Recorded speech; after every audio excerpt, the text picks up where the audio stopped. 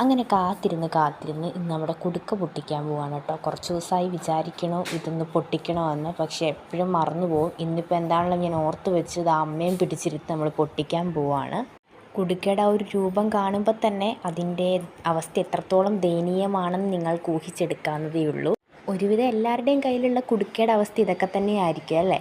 ഒന്ന് പൊട്ടിച്ചു പോയിട്ടുണ്ടെങ്കിൽ പിന്നെ ഇതിൽ പൈസ ഇട്ടിട്ടുണ്ടെങ്കിൽ ആ ഒരു ചെറിയ വിടവിലൂടെ തന്നെ നമ്മളിങ്ങനെ തോണ്ടി എടുക്കും.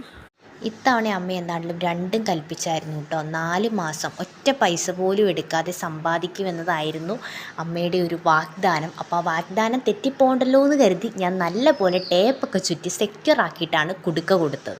അങ്ങനെ നമുക്ക് കിട്ടിയ പൈസയെല്ലാം നമ്മൾ എണ്ണിക്കൊണ്ടിരിക്കുകയാണ്. ഇതിൻ്റെ ഒപ്പം തന്നെ നമ്മുടെ ചില്ലറ തുട്ടുകളും വരും. 5-ൻ്റെ 10-ൻ്റെ 20-ൻ്റെ പിന്നെ 1-ൻ്റെ 2-ൻ്റെ നാണയങ്ങളും ഇട്ടിട്ടുണ്ടായിരുന്നു.